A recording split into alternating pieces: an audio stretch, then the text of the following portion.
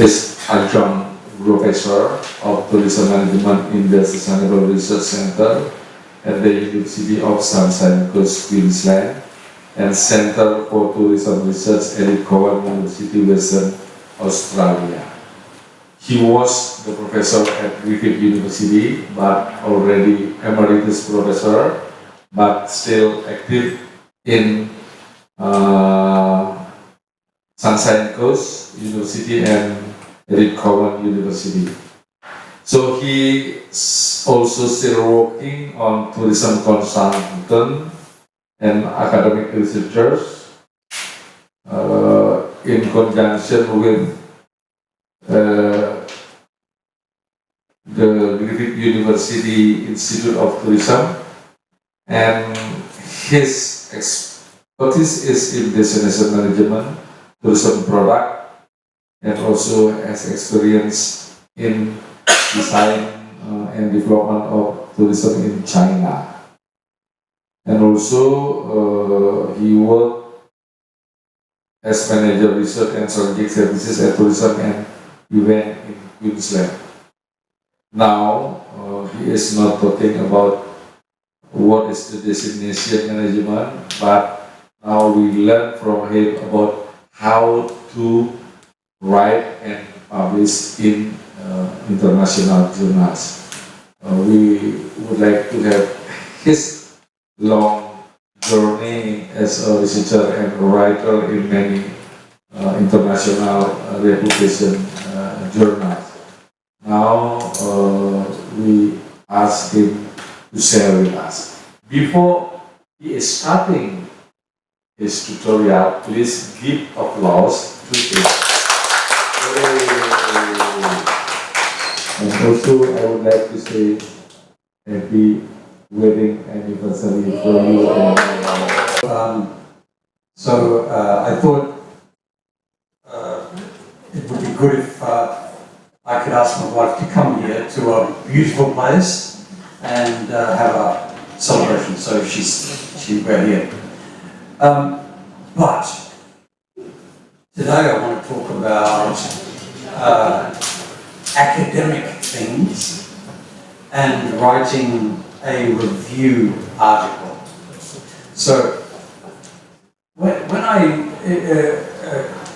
the idea of writing an academic article it's hard to do, but the idea is very simple. The idea of writing an academic article is to write something that is a contribution to knowledge. Okay? So that idea is very easy, but very hard to do. And unfortunately, the main reason it's hard is because in order to make a contribution to knowledge, you need to know what has been written before. And then, so you need to know, and that's what a literature review tells you, what has been written before. And then you have to know what was the problem with the literature that has gone before. Okay? So you don't just know it. What you're trying to do is identify a problem with the previous literature. Okay? So, and then you have to try and do some research about that problem to make it, to try and provide some answer, something which will help people to better understand how to address that problem. Okay? So the purpose of a literature review in a journal, in any academic paper is very important, because it tells the reader tells the person who's reviewing your paper that you know what has been written before. Okay? And so but it also tells the reader that you have identified some problem that you think you can address. You can do some research to try and answer that question.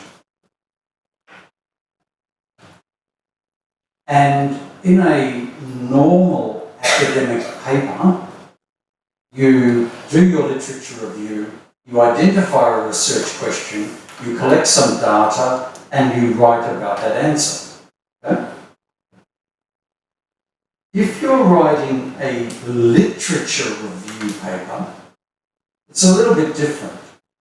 So in a normal paper, you will have a literature review section which identifies the problem and what you can do about it.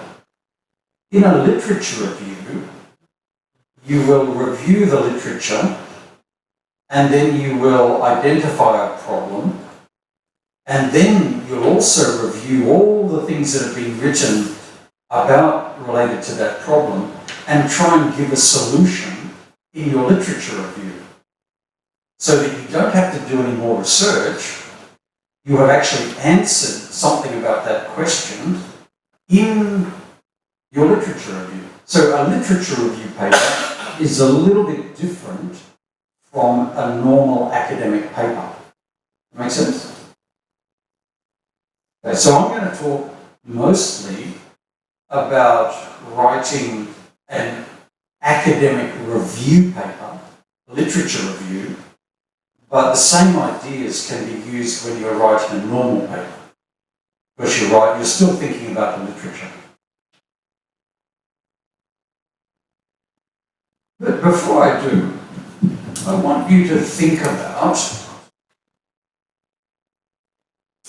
what's the difference between an academic and a consultant. So many people as academics, they will work also as a consultant. Good. But what's the difference? Can anyone give me their ideas between a consultant and an academic? Boom, boom, boom, boom, boom, boom, boom. Everyone feeling good up and worried? What do you think? The difference between what does a consultant do? I think consultant just looking for money.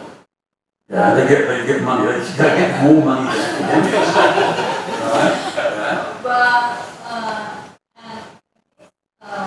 Well, no, but so they need academics get money too. So that's the same. What's the difference? All right, don't know. That's right. Anyone? Would you? I think academic has no constraint, but consultant has so many constraints to consider, such as budget or time.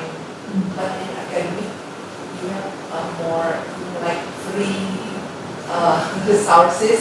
You can use a lot of resources to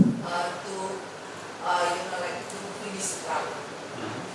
So you're right. So a consultant has got some problem. They have to give an answer to it, right? So someone says, "Oh, you're a consultant. I want you to write a plan for this place." Right? That's good. But the idea of the project has come from him. You have just used his ideas in your work. Okay? Now, an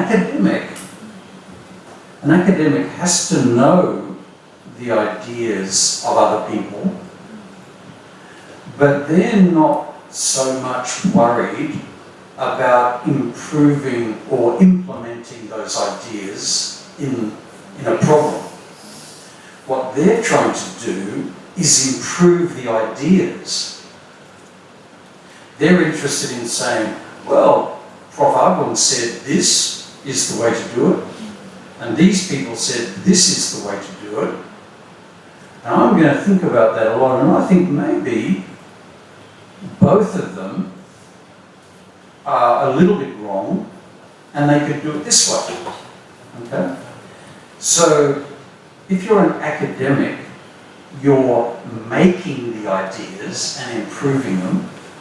And if you're a consultant, you're using the ideas. You understand? So they're different problems. They're different reasons for doing your work. It's wonderful to be able... So when you're reading the literature, you are finding all the wonderful ideas that people have already thought about. Each one could be used in a consulting project. But you're not trying to do that. You're trying to do something different. You're trying to improve those ideas so that other people can implement better ideas. You understand? So you're not trying to... So as an academic, you're always trying to develop your own knowledge about other people's ideas and always thinking, how can I improve these ideas more? Okay? Now, when I say ideas, what I'm talking about in academic life is called theory and practice. Or it's theory and methodology. Okay? So if you're a consultant, you're using ideas and methodology to solve a problem. If you're an academic, you're trying to improve theory and methodology. Huh? Okay? Well, not all. I mean, so that's the ideal situation. And in many countries, China, and to some extent Indonesia, most academics study only practical problems. They're more like consultants, okay? And they're not thinking so much about improving the ideas. So they're not thinking so much about theory and methodology and how they can be improved. So academics like new ideas, not necessarily old ones. And they're willing, you see, a consultant just grabs something and uses it. They're not so much worried if it works, as long as it gives an answer. They're not worried if there's a better way of doing it. Huh? But as an academic, you always got to be thinking about the better way. And in order to do that, you have to know all of the different ideas that have previously been used to solve this problem, and then know which ones are good and which ones are bad. Because an academic knows that every theory and every method has got some good things about it and some bad things. Right?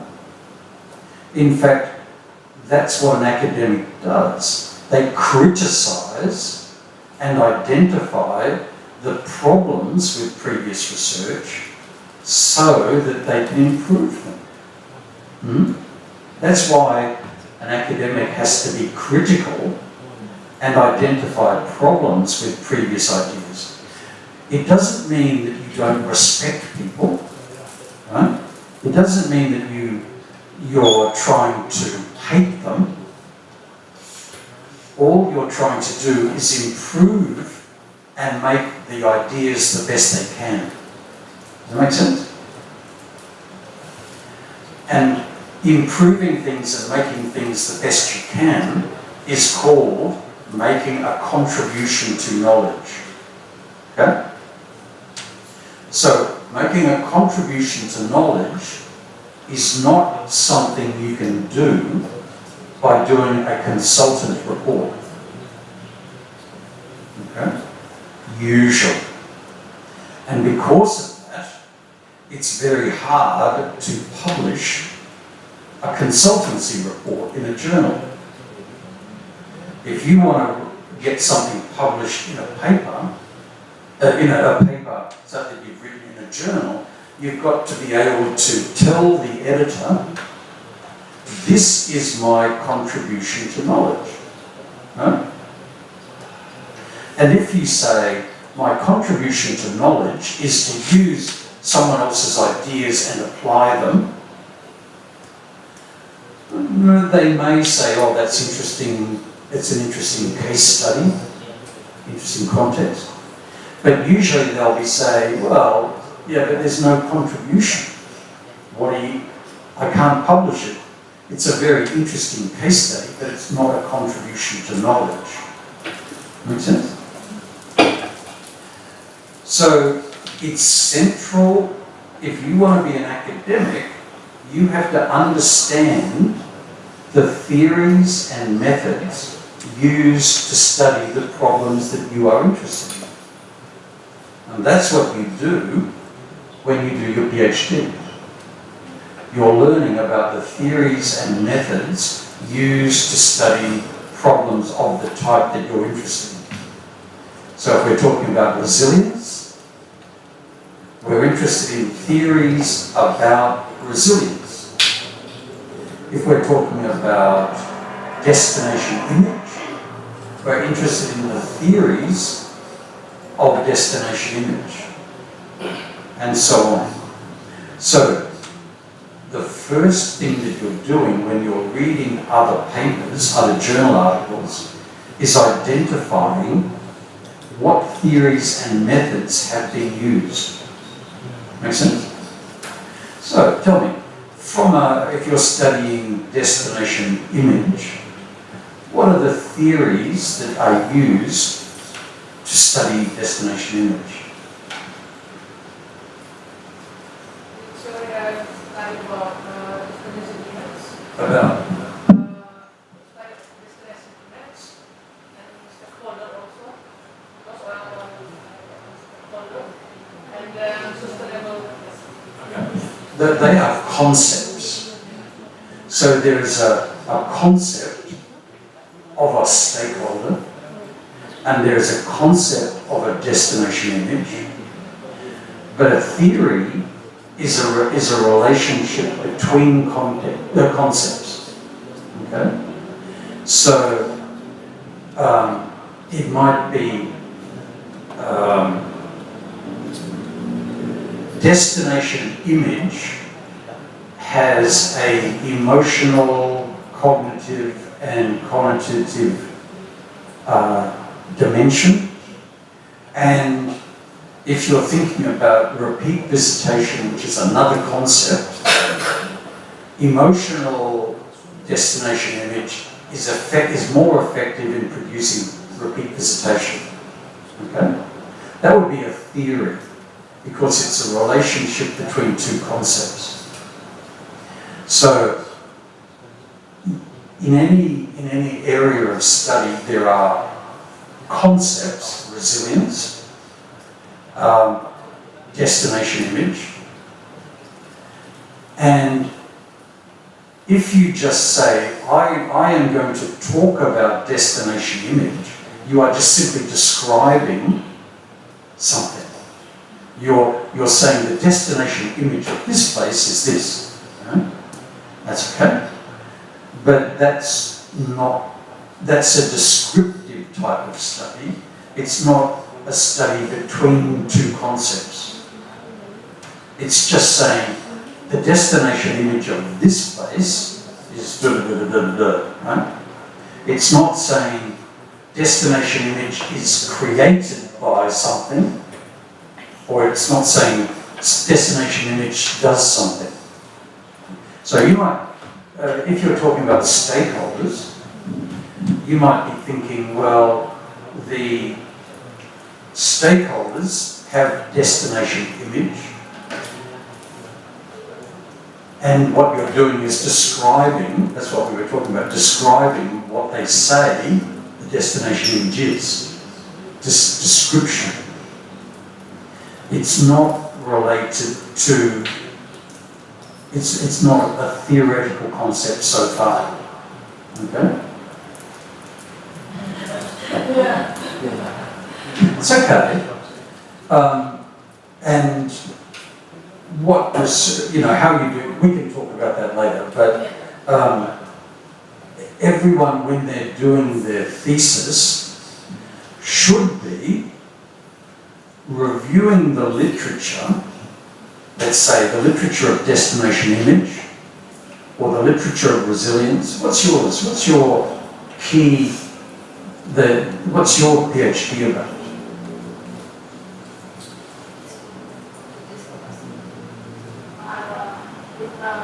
For my topic is about marine tourism.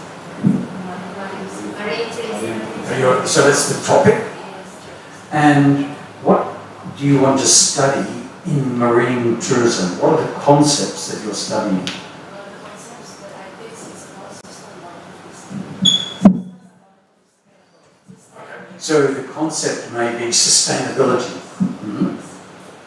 And what theories are there about sustainability?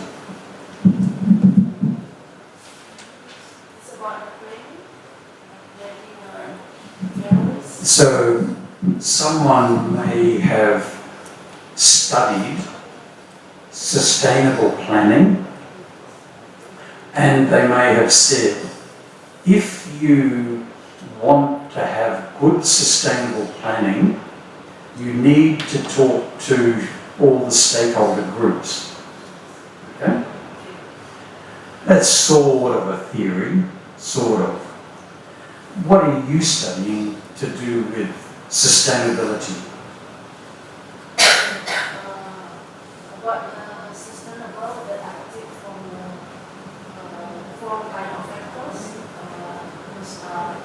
About organization, and then about the social culture, and also instead of economic and environment. Okay. So you think that those are the important things that you need to understand to understand how to be more sustainable. Is that right? Yeah. Okay. Good. All right. So, and where did that idea come from?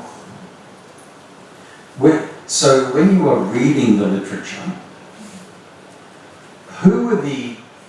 what were the main papers that talked about that idea? The main idea that I got is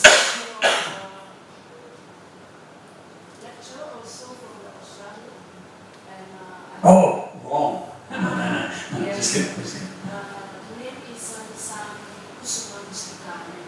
Lisa?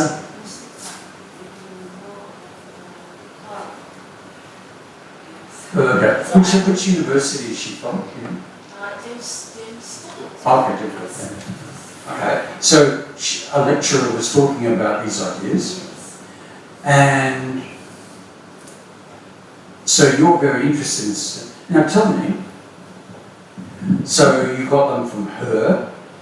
Do you think she's right?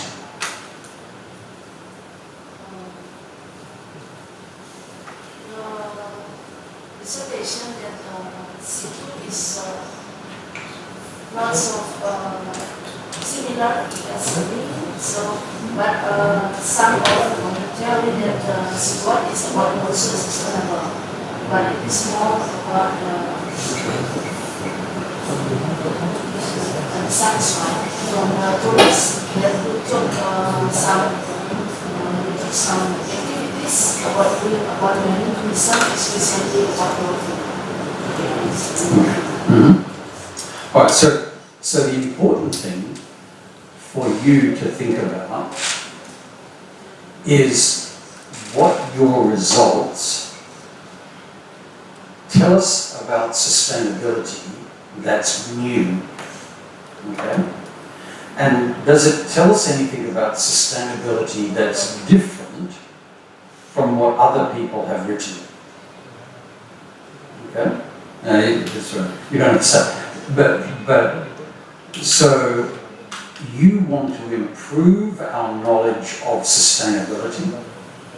Therefore, you have to show that you have found something new about how sustainability works. Understand? So that's what an academic does.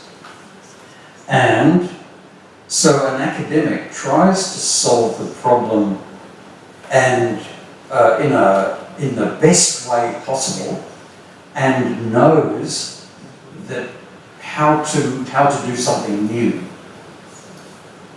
Okay? So and theory, the ideas that you read about in books or talking to people, that's like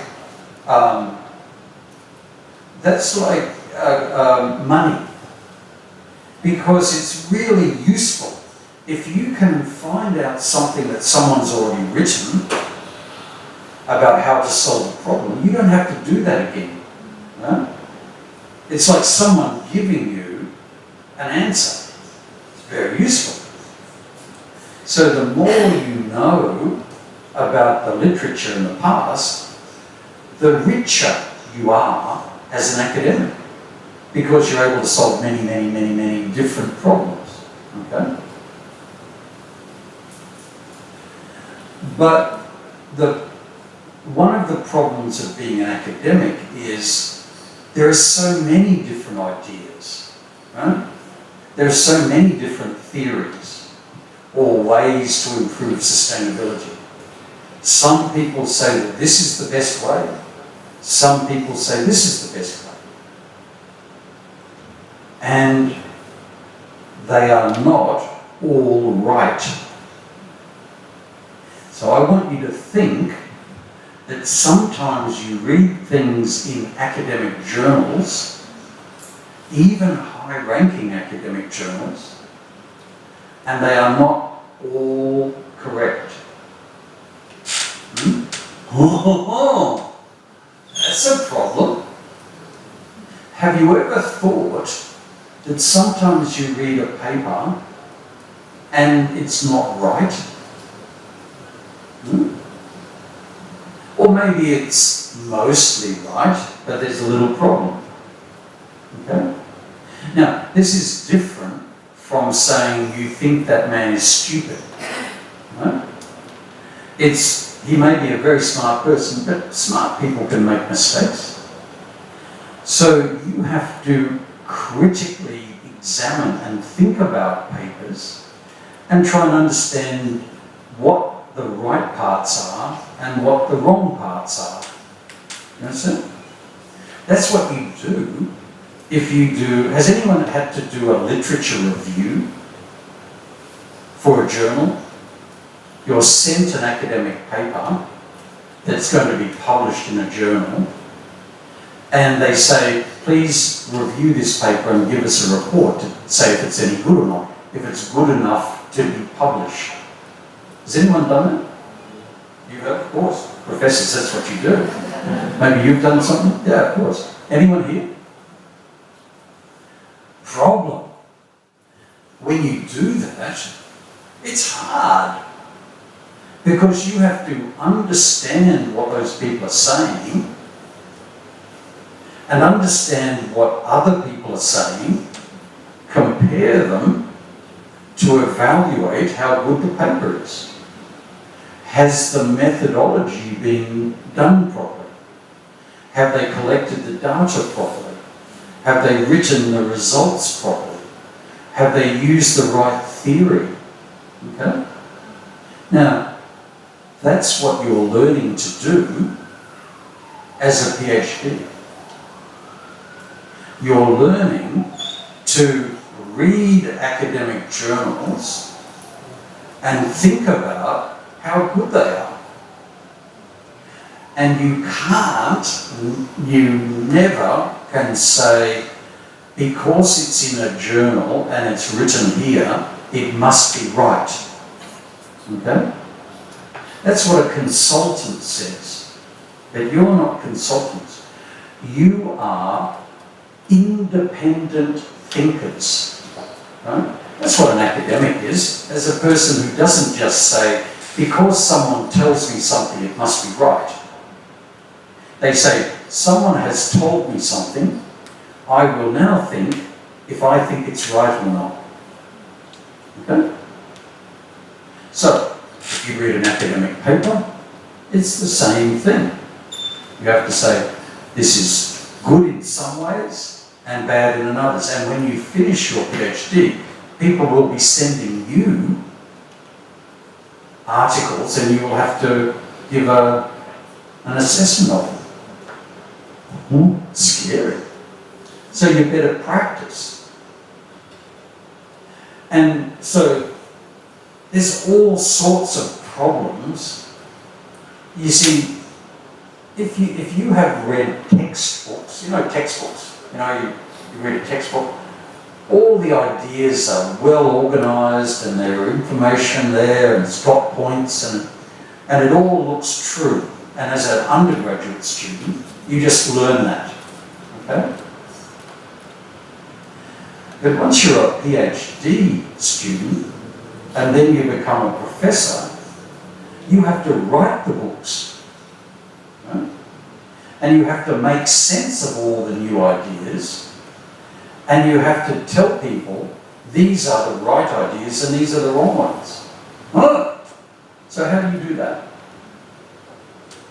Well, that's what you have to practice by doing your PhD, reading papers, learning how to critically review them, and then if you read all the papers in the area that you're studying, sustainability, resilience, many papers, then you start to understand, oh, this paper is not using the main ideas and they're collecting data the wrong way. No? But you can only do that if you have read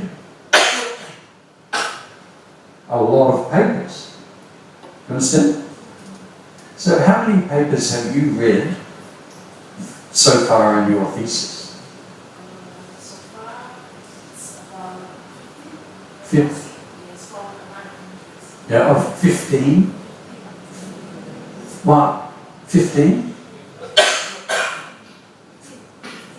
50? 50? 15, yeah. Okay. So you have 85 more to read. Huh? Okay? How many have you read? Maybe I have a lot, maybe more than 100. Have you read them? Not yet. And it's hard. It's hard, isn't it? Yes. Yeah, reading papers is hard. And I'm sorry. I'm very sorry it's hard. And it's especially hard for you because you need to read English papers in Bahasa. Huh? Oh, very difficult. But, you know, if you want to be a PhD, that's what you have to do. Huh? So when I did my PhD, do you use EndNote or some bibliographic software? Mendeley, yeah. So how many papers have you got in Mendeley? How many references?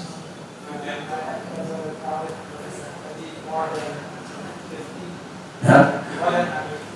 When I finished my PhD, I had 400. Right? And now, after 20 years, I have 25,000. Right? Now, I haven't read all those, right? But I've read, you might have read the abstract or something, but I always put them into the referencing software. But that's what you have to do, because if you want to understand and become an academic, you have to read the papers and make sense of them. Because if you read 100 papers, you find, this is crazy. He says this, she says that, that doesn't match with that, and it's a mess, right? Now you see, an academic is a person who knows that the literature is a mess, right? So you may think that academic life is like a textbook with all the ideas written and dot points and 1, 2, 3, 4, 5. No. Academic life, an academic knows that the literature is a mess, and they have gone through all those ideas and tried to make it simple. Okay? But an academic knows that this simple idea is not the way it is in the literature. In the literature, it's a mess. And why is it a mess? Well, because people use different theories, they use different definitions, they use the same theory in different places and get different results. Many, many things. So, the reality of being an academic is that the literature is a mess and you have to make sense of it. And demonstrating that you can make sense of it is what you do in a PhD. So what you do is you read and read and read and you get really confused. Right? So funny, and you keep on reading. And one of the strange things that happens in a PhD is maybe after 6 months, maybe after a year, maybe after 18 months, you understand. Somehow your brain starts to make sense of it. Right? Because that's what your brain does. Your brain takes lots of information and tries to make sense of it. So, after you have read 100 papers, and after you have gotten confused, and really get stressed and worried, huh? Then you will understand the literature. Huh? And if you think you can do it without getting very stressed, you don't know what a PhD is. Huh? Is that true? No? So, I'm sorry, because a PhD is different to studying undergraduate or masters. In an undergraduate or masters, they give you a textbook to learn it. And all the ideas are already there. Sometimes in a master's, they get you to criticise the ideas, right? But in a PhD, that's all you do. You have to say, I have read about sustainability, and I have understand the various theories and ideas and methods and things, and there are many, many different ideas, and most of them are not important for my study, but of the ones that are, this one is most important because it does this and this and this, and I think that it can be improved by doing this and this, and that's what I'm going to do my PhD on. How to improve the ideas of sustainability by doing this. Oh, scary. But exciting, because once you learn how to criticize, if you understand the literature, if you learn to criticize it and make sense of it, then you are able to better deal and solve with very complicated problems. Right? So that's why a PhD is simply proving that you can find a good research question based on private knowledge and do a research study to try and answer it. It doesn't usually matter the answer. Because the important thing is to be able to demonstrate that you can solve the problem. You know how to solve the problem. You read the literature, you identify the key area, you analyse the literature, you find a problem, an academic problem, you collect some data on that problem, you write a report, and hopefully you make a contribution. But if you can demonstrate you can do that, you will get your PhD. Okay? Don't spend too much time worrying about the topic and the destination or the place. That is where you apply the theory. The important thing is the theory. Okay, so not all information that you read about in journals and books is useful, and some of it is wrong. Who's heard of Maslow's hierarchy of needs? Has anyone heard of Maslow's? That's a very well-known hierarchy of needs. Yeah, very well-known, well-accepted theory. You know, the author, Mr. Maslow, in 1965 said that theory is wrong.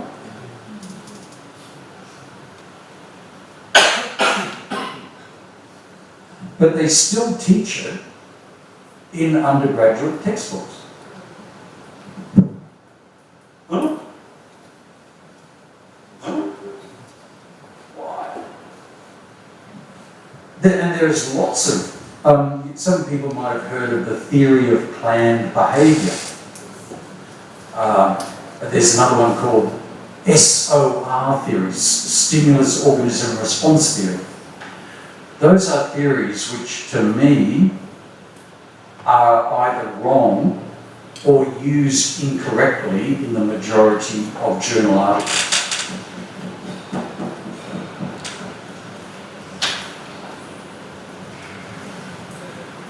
Don't tell the consultants. No? Yeah? So most of the ideas that we're using in tourism are old ideas, and some of them are wrong. You worried? You worried? Yeah? Scary. So,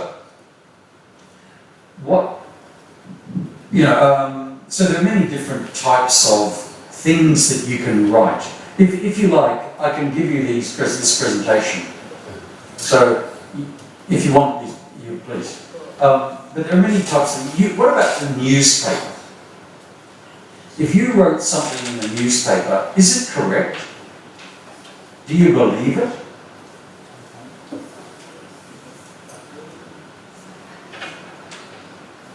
Hand up if you think everything in the newspaper is correct. Hand up if you think not everything in the newspaper is correct. Huh? Okay. What about a textbook? Is a textbook correct? Not all the time. Maybe old ones might have old ideas, the textbooks change, knowledge changes, so the textbooks need to change. Depends when the textbook was written and how smart the academic was who wrote it. What about a journal paper? What makes a journal paper different from a newspaper?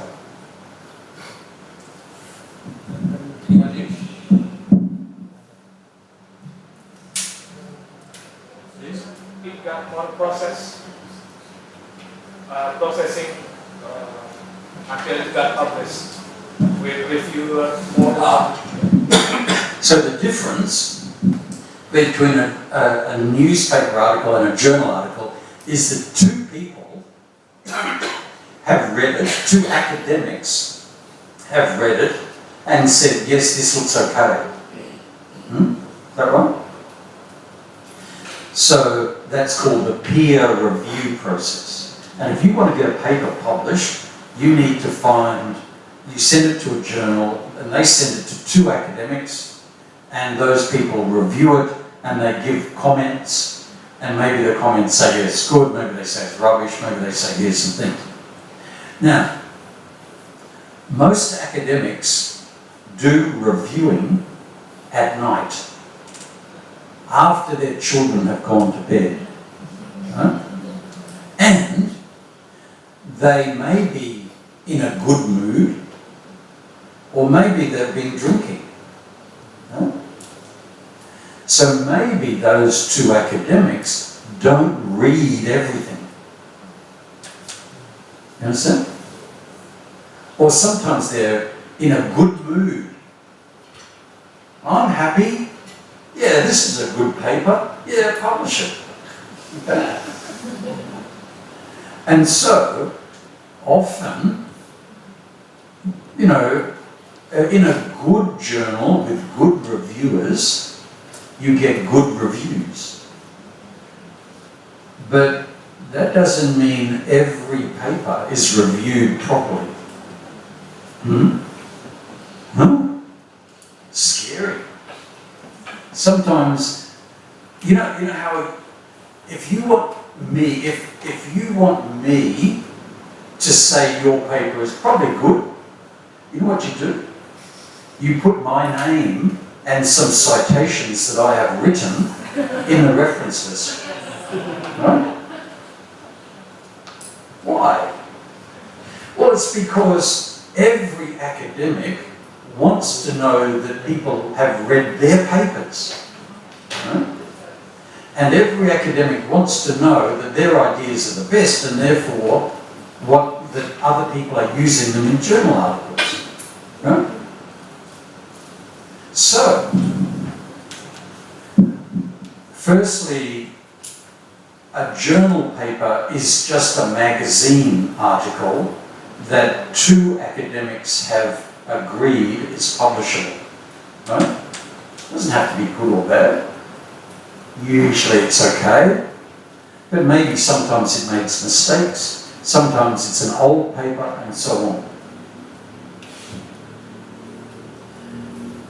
So, what you see up here, up the top, that's the literature. All of these papers talking about all sorts of theories and topics and methods. And probably each year in the resilience area, there would be 10,000 papers published. In the the marketing literature on destination image and things, maybe 500. So how do you make sense of all these papers? Because you have to turn this, you have to interpret this mess and interpret it using theory. You might say, okay, when they're talking about this, they're using this theory, and when they're talking about this, they're using this theory, and all sorts of stuff. So you can analyse 10,000 papers, maybe in terms of 5 main theories. You understand? You don't have to read 10,000 papers. All you've got to do is identify the main theories that they're using and you can group them together. And you might also look at not just the theories, but sometimes there's theories and sub-theories. So there might be, or disciplines. So of all the papers on some problem about resilience or about something, some people will have looked at resilience and marketing. Some people will have looked at resilience and economics. Some people will have looked at resilience and social theory. So depending upon your interest, you might say at the beginning of your paper, there are many papers on resilience and they may be grouped by discipline. Some people write about economics, and you give some examples. Then you say, in this thesis or in this study, I'm going to focus on social theory. So, already, there may have been 10,000 papers, but there are only 500 on social theory and sustainability. Okay? You don't have to read the rest. Then you say, okay, in social theory, we can look at the theories that have been, the social theories that have been used to understand sustainability. And there are 5 main theories. Right? And in this study, I'm going to use theory number 2. Right?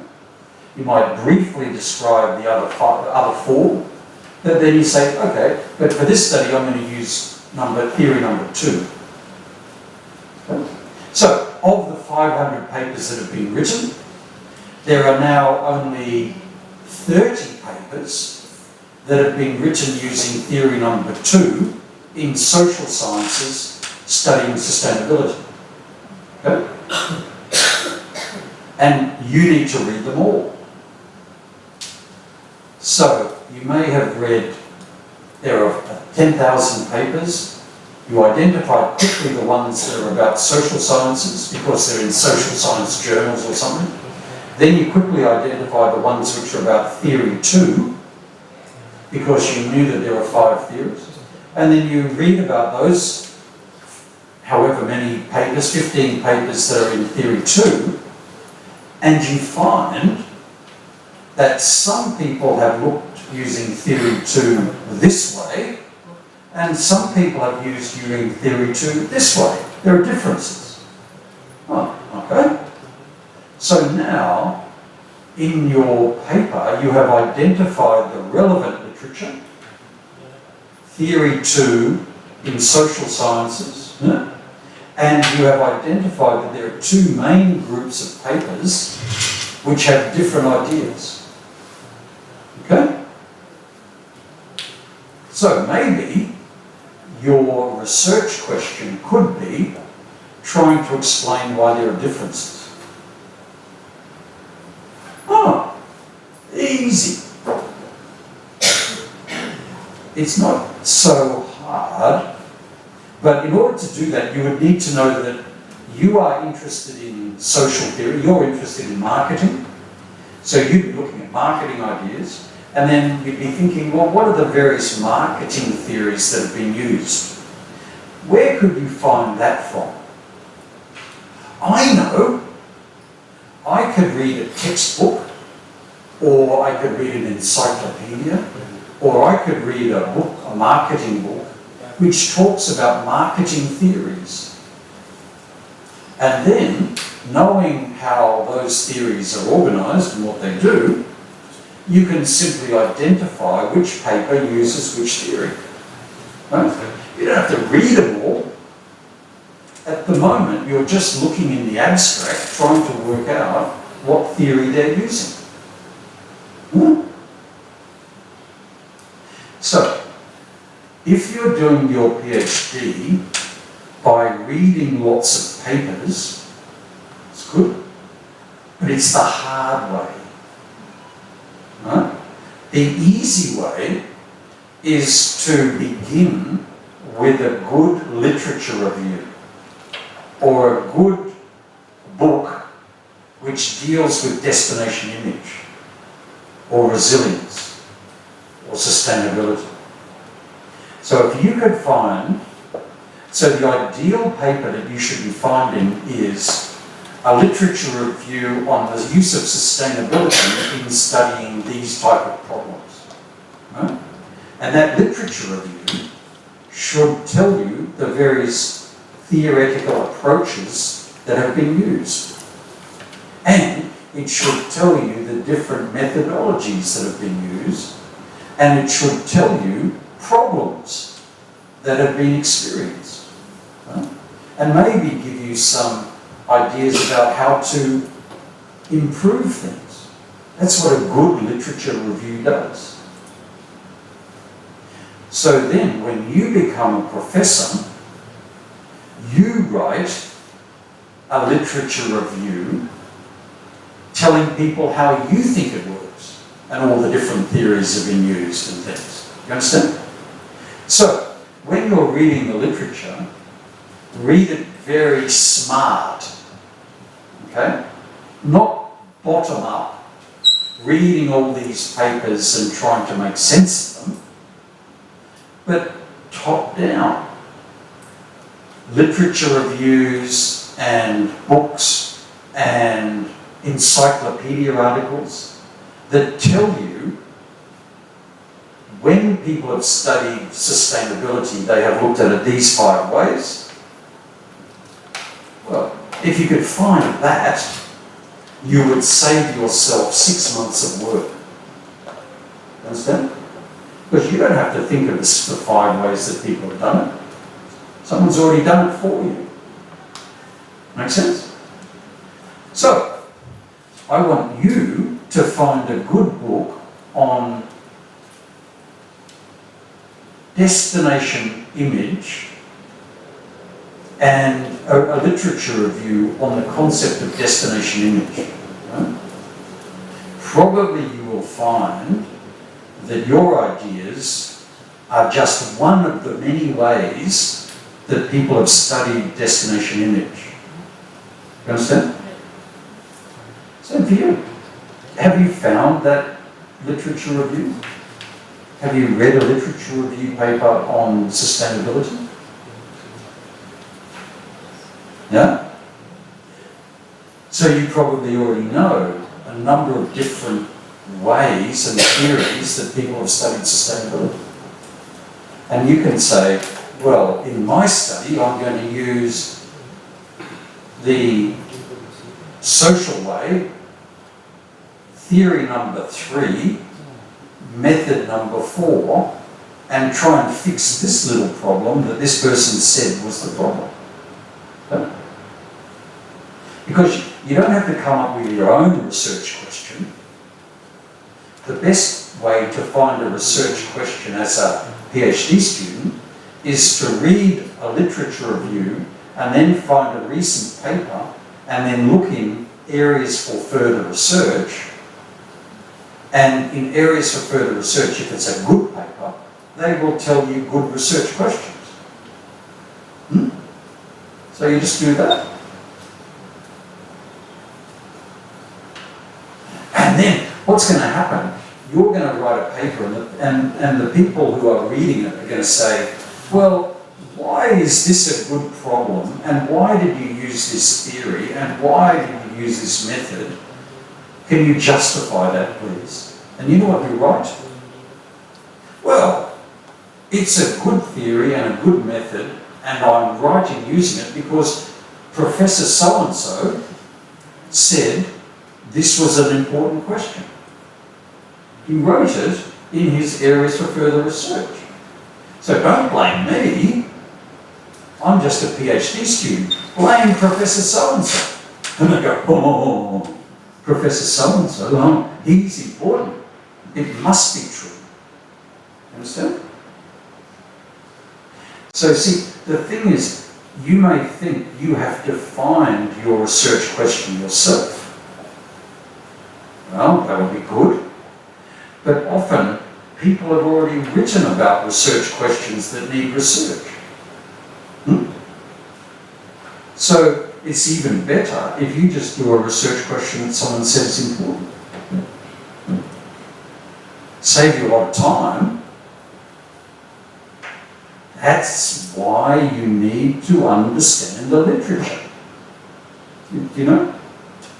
Because you can save yourself a lot of time in times of struggling to understand and make sense of it, because people have already done that. And you can save time in finding a research question because people have already done that. So a good academic is answering research questions that professors have already said is important. Easy. Save you a lot of time. You still need to understand the research question. You still need to understand the theory. You need to still understand the methodology. And you still need to do the research. But what you're doing is demonstrating that you know what research is. What research is understanding the literature, identifying a problem, finding out good research questions, and then answering those questions. Right? And if you understand how that process happens in academic life, that's the purpose of journal articles.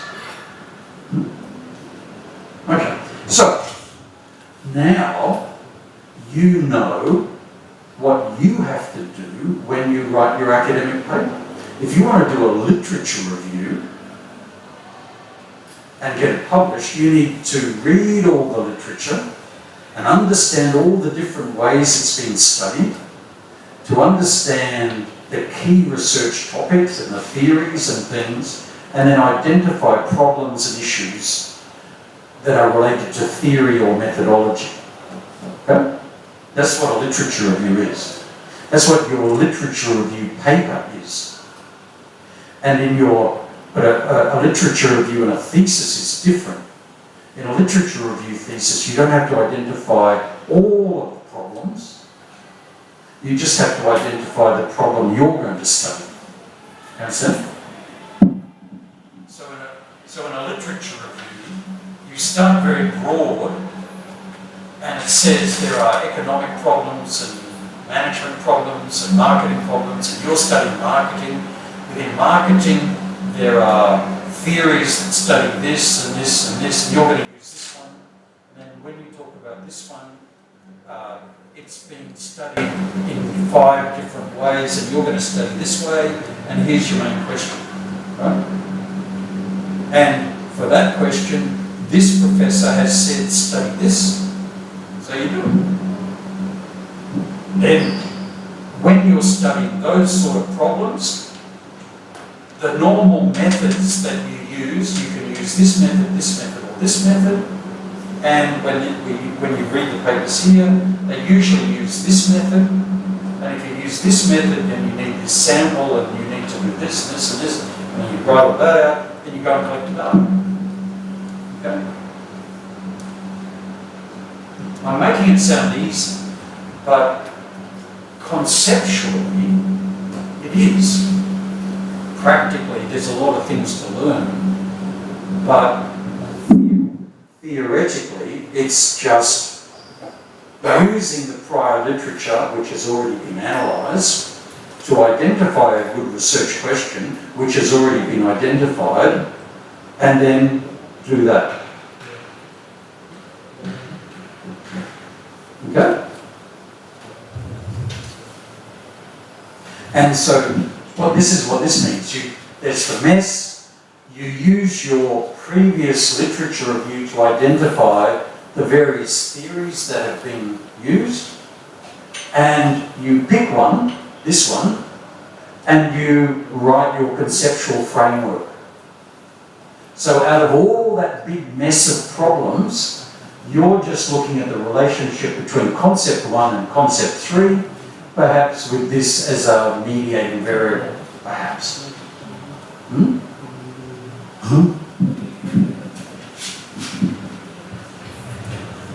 So, again, that problem, or that problem area has been studied using various streams of literature.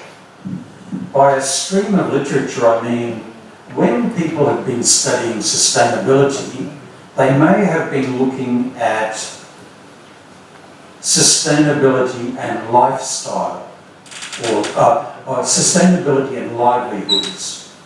That's a new stream of literature from the sustainability. So you identified that out of all that mess of sustainability literature, you're interested mainly in the livelihoods literature. And then you say over time, the livelihoods literature has changed from studying this one to this concept, and now they're using these ideas, and you're going to use those ideas to study your problem. Okay? Now, the types of literature reviews. There is a problem. As I said, when you read the literature, don't think that everything's good. And one of the things that I think is particularly bad is that people do systematic quantitative literature reviews. Have you heard of those? Okay, you can analyse the literature using software, and sometimes you can produce all sorts of information about the main authors, or the main papers, or the main journals, so on. It's called bibliographic analysis. And those are often being published in journals. No? And to me, they are not publishable because they don't tell you anything new. They just describe who the authors are. Interesting, but not new theoretical knowledge, sort of practical knowledge. So I don't think they're publishable. I think they are what I call mere counting. So it's just saying, if we list all the authors who have published papers, then this is the top one, this is the second one, this is the third most popular author, and so on. Well, what does that tell you? Well, it tells you that he's the most popular author. But that doesn't tell you anything about the theories they're using or how good the theories are. It just tells you that this guy works hard as an academic because they publish lots of papers. Now, that's interesting knowledge, but it's not useful for solving problems unless you want to go and work with that person. It can be useful. So some statistical quantitative literature reviews, bibliographic reviews, are only counting and they don't make a contribution. Yeah. So what is a contribution? So this is the sort of thing you might see in a bibliographic paper. You know, there's all sorts of interesting diagrams about concepts and ideas and how they're related. Very interesting. Primarily useless. Because it's just a picture. It doesn't tell you anything that's useful about the theory. Okay, so how do you do your analysis and synthesis?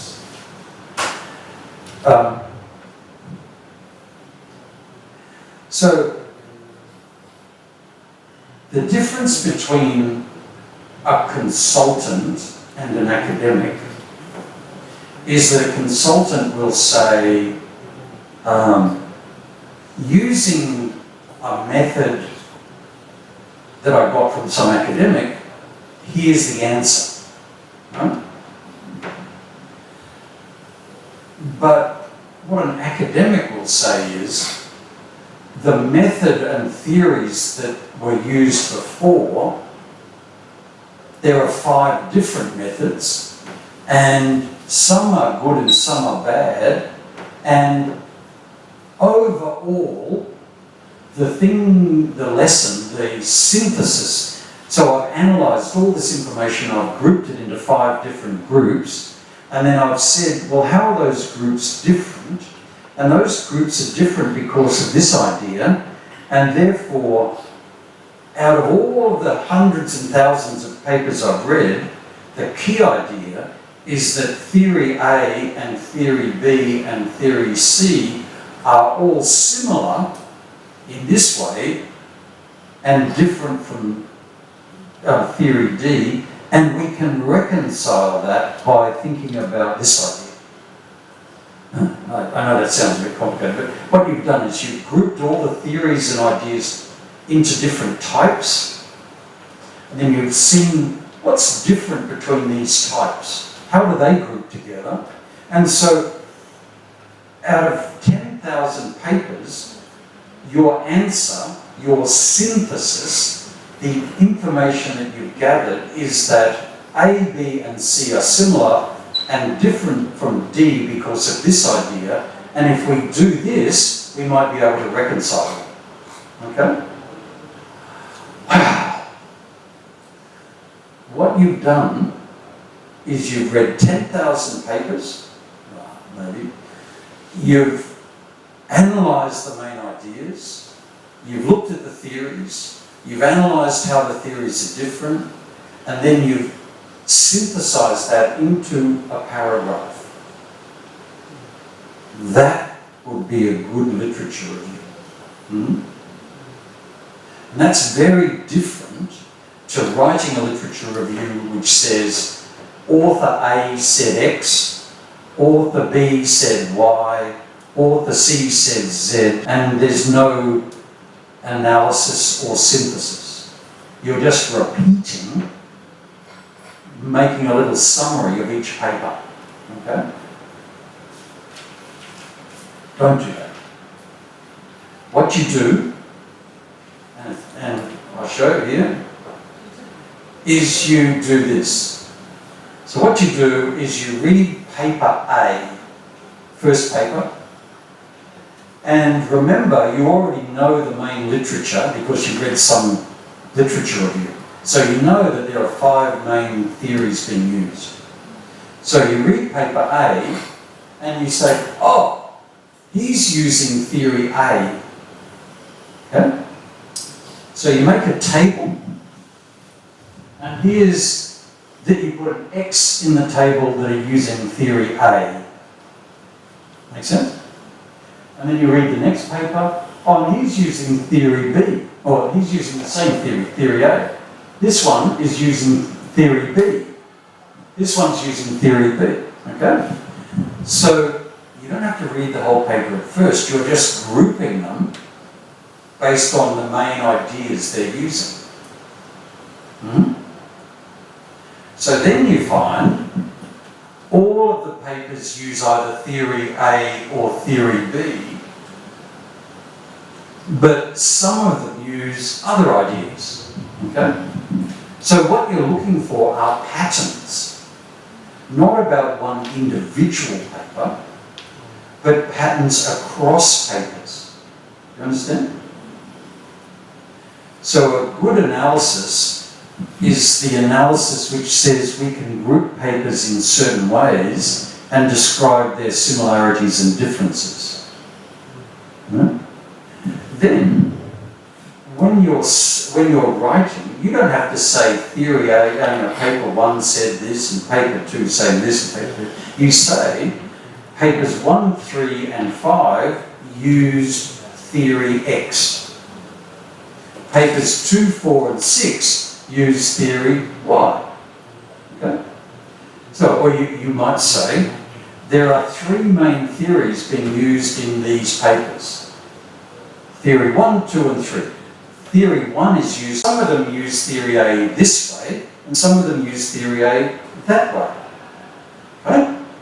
Well, now you can say there are 3 main theories. Theory A is used by these papers, but there are 2 different types of theory A, 1 and 2. You understand? So then you're demonstrating analysis.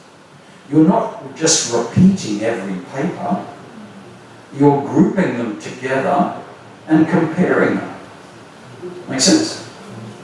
Easy.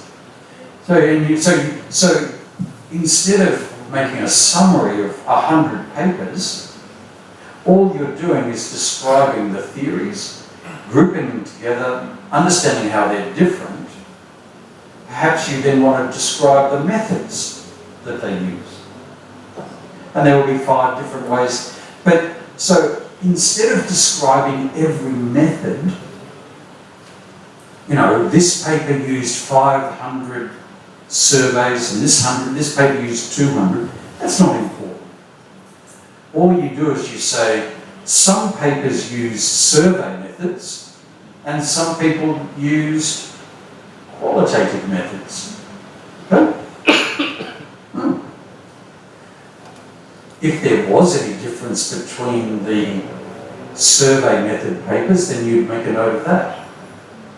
But you see how you're not looking at each individual paper, you're looking at the theories and then grouping papers together into finer and finer groups and then just comparing them. And so, easy. So easy. And then once you start to compare them, you're looking for interesting differences. Some problem. This group of papers says this is true, but other people found something different.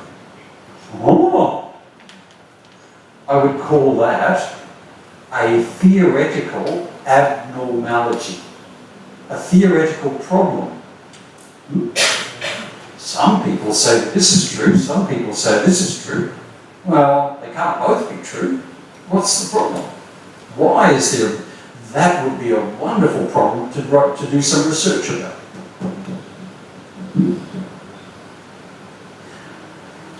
The only difficulty is, in order to do that, you theories, and you really need to understand and some of the background of what good methodology is, what good theory is, and how to do that analysis. Okay? That takes time. So how do you do it? Well, it's firstly, you start by reading papers. Read 15 papers, right? That are about the topic that you're interested in. Good? And then you say, okay, that topic, I notice they're using these theories. Where do those theories come from? Can I find a good literature review which talks about those theories in terms of more general ideas? So you go backwards, you go up from your topic to theory, from theory to good research, to find out all the different ways that those ideas have been studied. It's been studied this way, but you've got to find the 4 other ways that it's been studied. Okay? So once you get to the top, you've got the general idea, and then you can read about that. Okay? Then, from those main ideas, you can develop what they call a thematic framework. You can say there are 5 main topics or 5 main theories, 1, 2, 3, 4, 5, and you can start to put your individual papers into that framework. Make sense? You can start to say, oh, this is just another example of theory number 1. Oh, this is just another example of theories number 2, but they're also using theory number 3. Oh, okay. And you just group them together, and you're able to describe all of the literature in terms of the theories that are being used. Then you might start to compare them, and then you're looking and trying to understand something unusual about 2 groups. So synthesis means you might make some notes or categorize different papers, and then you start to say, well, how did I get this pattern? What does this pattern mean? Those ideas are different to these ones. That's where you get your research question from. So you can develop a research table which for every paper you read, but you don't have to read or write out the abstract. You pick the main ideas. What type of theory is it? What type of method did they use? And what was the finding that is interesting? You can't do that until you understand the different theories, the different methods and the different findings. But once you start to understand it, it makes a lot of sense. You might try and put the ideas into some concept map. When people talk about sustainability, they do it in 3 different ways, and those 3 different ways are associated with different theories, and so on.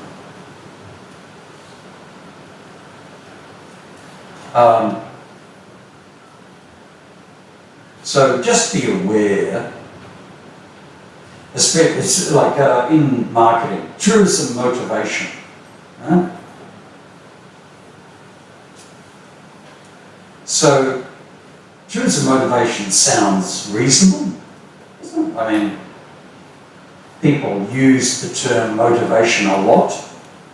I am motivated to give you a talk. Makes sense. What happens if I told you that motivation is an idea from 1880, and most people who are psychologists today may not use the word motivation?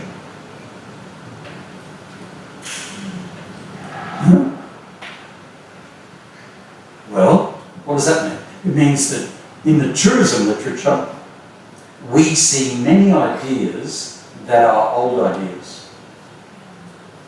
Okay? And the reason we do that is because to be used in tourism, someone has to have had to have gone to psychology or management, and they've got an idea and they started using tourism. Right? And they did that, the first person who did that, maybe got that idea from marketing in 1960, when they started writing the first tourism papers.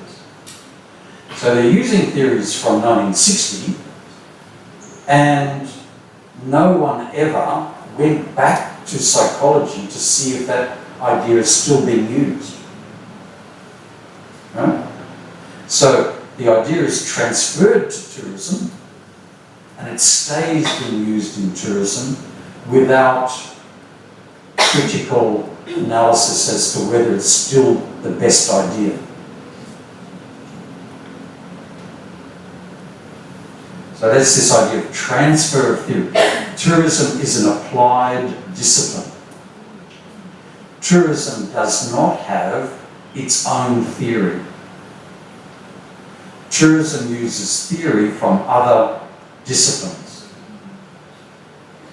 And so the ideas that tourism uses have to be transferred from that other discipline, and they tend to be transferred very infrequently. And the new ideas in marketing or in psychology may not be the ones that we're using today. So it could be that the idea of destination image is not the way they talk about that idea in marketing today. In fact, they would probably say brand. And the marketing people may not understand that a brand, by psychology, would probably be called a schema. Right? So you're actually studying schema using the concept of a destination image, which is an idea from 1960. Okay? Just be aware of it. Okay? And if you wanted to read something, read about what a schema is. S-C-H-E-M-A. A schema is the same idea as a destination image, but from cognitive psychology today. And the people in psychology use the word schema, not image. But it's hard, because if you want to use that idea That's hard. You've got to learn new things that are not in tourism. But you know, perhaps that's the fun. Often people who are tourism, academic people, they like learning new things. Horrible. Isn't it terrible to have to like learning new things? Right? Some people do it. Some people don't. The people who don't like learning new things become consultants. This is another idea. This is a way to categorise papers in terms of are they just using the same ideas as the usual papers, just in a different context? That would be saying, I'm using destination image to study Jakarta, not Surabaya. Right? So you're using this theory of destination image, you're just applying it in different areas. Why should that be any different? It's not going to change the theory. If you found that there were differences in how destination image theory applied between Jakarta and Surabaya, you will have found something interesting. But probably you won't. Then there might be people who use different methods to study destination image, right? So you might use that questionnaire. Some people might use qualitative methods. And perhaps you find that qualitative methods are better than surveys. That would be a methodological finding. Right? Then, if you're looking at theories and you find there's a problem with one theory, then that's a really important finding. Okay? And then sometimes people think there are basic problems with the assumptions of a discipline. That happens very rarely. So out of 100 or 1,000 papers, 95% of them will be the same theory and the same methods, just applied in different situations. Okay? You don't need to describe those. They're all the same. Just because they're in a different destination doesn't mean that it's important. Because it's not telling you anything different about the theory or the methods. Some papers might look at methodology and find out some interesting things. Some people might make some interesting findings about theory, and once in 1,000 or 10,000 papers, you will find a paper that makes some interesting comments about the fundamental assumptions of a discipline. Okay? So, when you're reading your papers, when you're reading your 1,000 papers, you're going to think most of these will be the same as every other paper. I don't need to spend time on them. Some are about Surabaya, some are about Jakarta, some are about New York, but they're all the same theory, same methods. Huh? In your literature review, you'll say, the majority of papers in this area use theory A and method B to do their work. And it's been studied in many different countries with the same results. So you've now eliminated 95% of all the papers you need to read. Then you get to the interesting things where there are difference in methods or difference in theories, and that's where you spend most of your time. Okay? Try and find reviews, past review papers that have already been written about your topic. And there's lots of them. Not all good reviews, but I made a list of about, I've got a list of about 500 or 600 or 700 literature review papers that have been written in tourism. Doing it, we talked about this a little bit, so you're reading hopefully in a smart way, about theories and methods and the type, and then you're finding your papers and analysing them. Then you maybe read some more and then analyse them. And eventually you might start to think about, well, what's the history of my topic? How are the theories of this topic, how did they develop over time? Who was the first person who did research in this area? What theories did they use? How has that theory changed? Then you might try and find some key authors. Who are they? What are they talking about? What are the debates and arguments? What are the differences between the theories? What does some authors say this, some authors say that, and they fight with each other. Very interesting. Methodologies that are being used, the various theories and concepts that are being used, their findings, and how they're being critiqued. Okay? So if you can write that, you will have a pretty good start to your literature review of your thesis. Okay? And you can start, like, if I was studying sustainability, I would start by reading Encyclopedia Britannica to see how it defines sustainability. And it will say, this is the definition, and give you a little bit of a history of its development.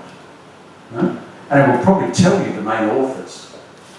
So already, just by reading the encyclopedia on your topic, you have learned, you've got an overview of the whole of your literature.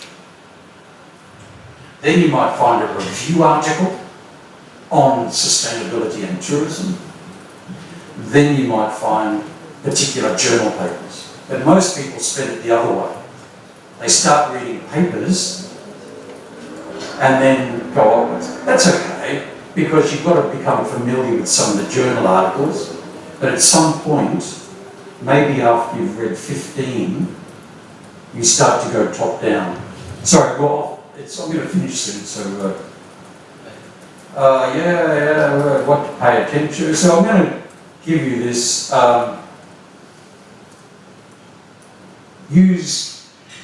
Has everyone using Mendeley or something? Who's not? Are you using a referencing software? Mendeley? Are you using Mendeley? Are you using Mendeley? Are you? No, you. Are you using referencing software? I do. What one? I do using Mendeley, but not most of the time. That's right. Not most of the time. Hold your hand out. Hold your hand out. Put your hand out like this. Ooh, you're naughty.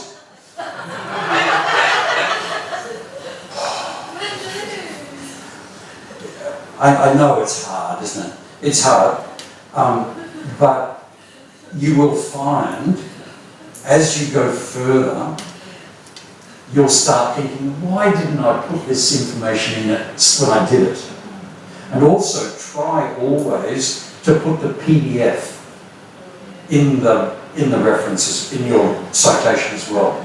Because then whenever you need to look back at it, the PDF of the document is there. Okay?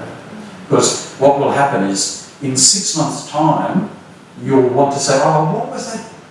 What was that about? And then you'll have to think back and try and find that paper again.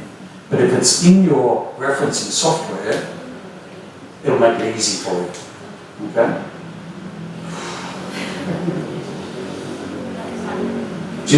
Do you use Mendeley? Do you put your PDFs in Mendeley? You are a good person. She is a bad person.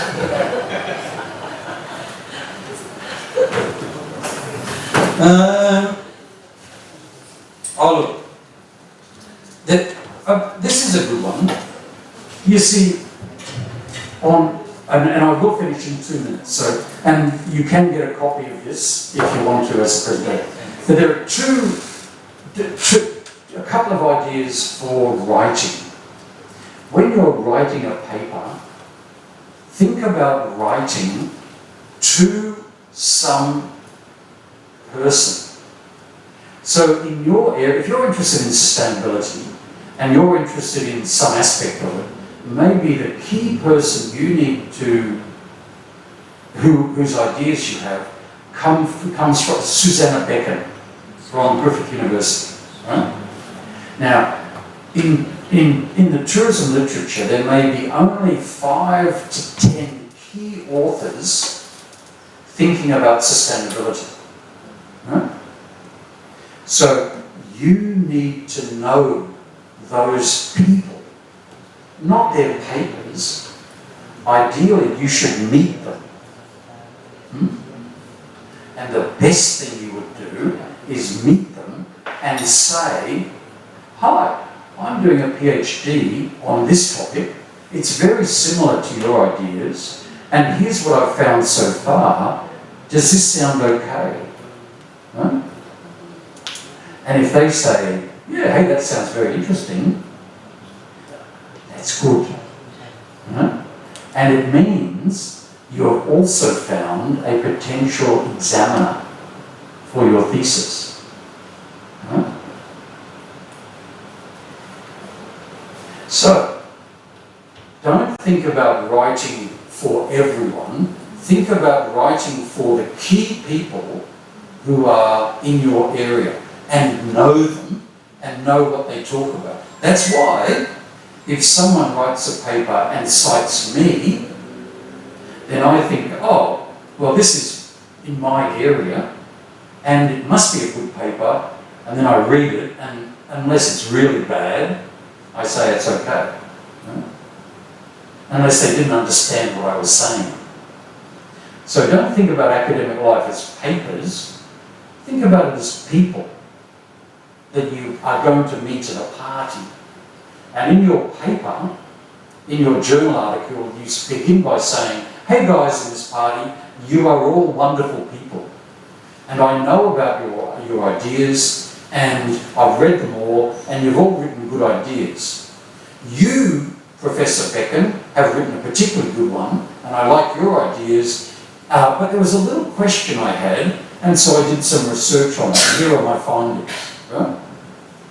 And because if you do that, and you cite Professor Becken, the journal will send your paper to Professor Becken to review.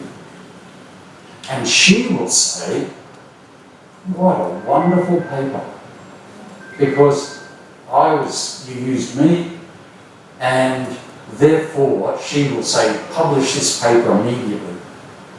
And it'll be easy to publish." Okay? So if you know the key authors, and be polite to them, and there you go. Thank you.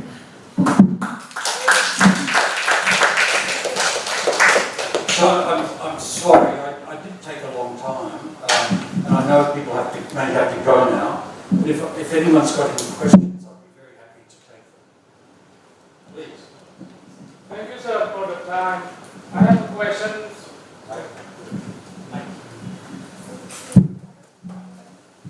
Thank you, sir, for the time. I have a question about writing PhD dissertation or research or similar.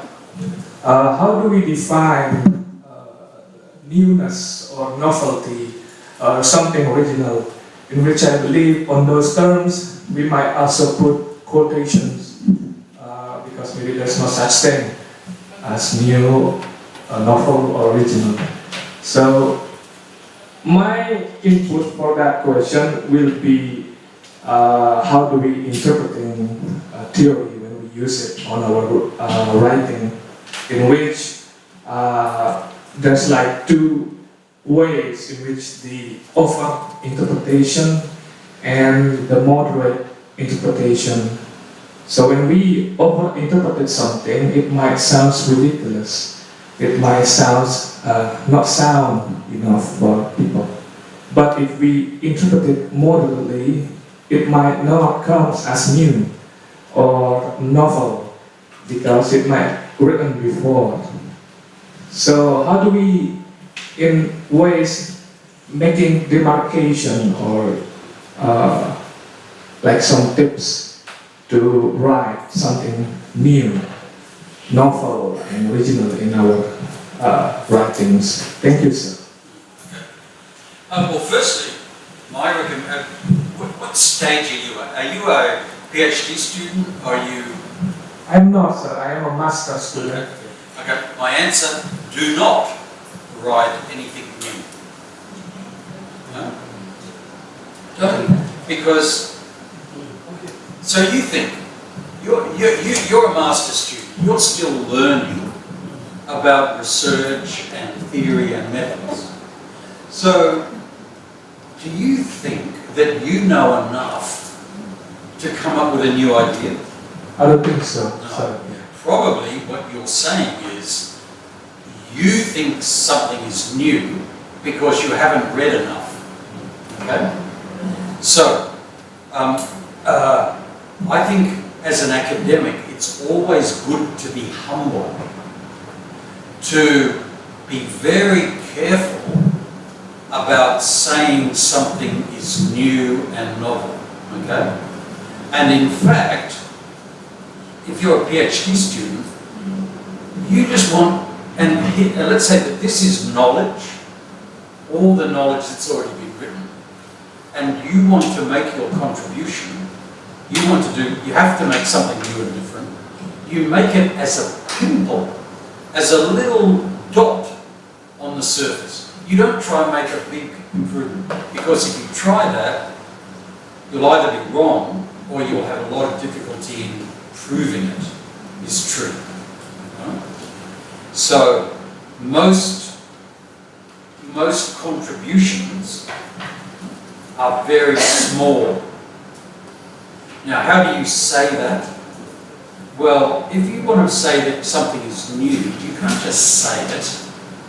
You've got to give me your justification. So let's say, so give me an example. What do you want to write about? Thank you, sir. I'm writing about tourism, actually, because I'm from cultural studies. So my method would be to criticize in some kind of way. The upcoming title for my thesis, decolonization strategy on tourism culture. Good. And so you've read about decolonization theory? I haven't read enough, so I think I cannot safely say this is a theory or concepts. Okay. But you might say, so once you've read some theory, you might say, in decolonization studies, they use a number of different ideas, such as theory 1, theory 2, and theory 3, right? And when I read the tourism literature, I only find that they are using theory 1 and 2. They are not using yet theory 3. So your study might use theory 3 from decolonization studies and apply it in tourism and produce a result. That would be an application of a new theory in tourism from decolonization studies, and it might give some new ideas, or it might give the same ideas as the other two theories. Okay? But that would be one way of doing what you want to do. But remember, you're not coming up with the theories, you're just looking in decolonization studies, finding 3, looking over here in tourism studies, finding 2, and saying, therefore, I can justify that bringing theory 3 into tourism and using it is a contribution, something new. Okay? It's using an existing theory in a new area. Good. Thank you, sir. Thank you.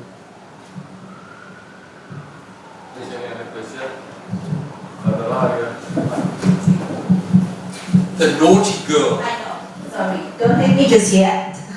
So my name is Linta. Sir, I want to ask about, especially for sorting out some of the topic that you've been taking from your dissertation into the academic journal, especially for the qualitative research, how to sorting out the results and finding and the discussion into the journal sheet, because mostly we had it as a description shape during our dissertation, and it's been lots of pages, and we need to put it into mostly 20 to 25 pages of the journal. That's all the questions. Thank you very much.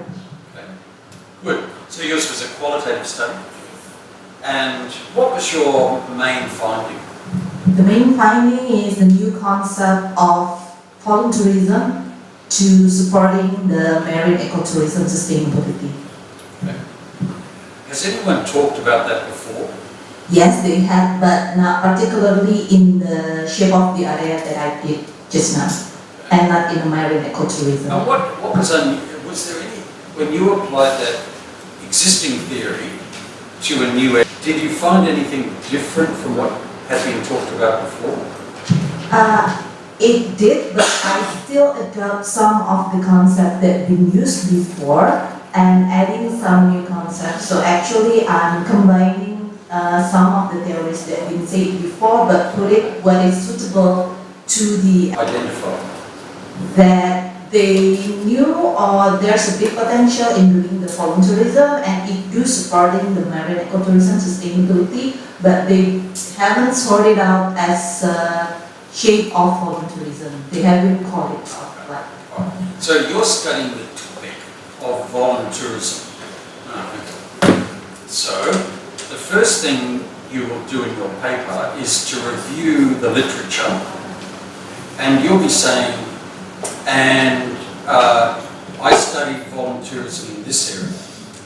And then you'll say, and my main finding is that they haven't sorted out the use of volunteerism in this sector. Yes. Okay. So that's your main finding.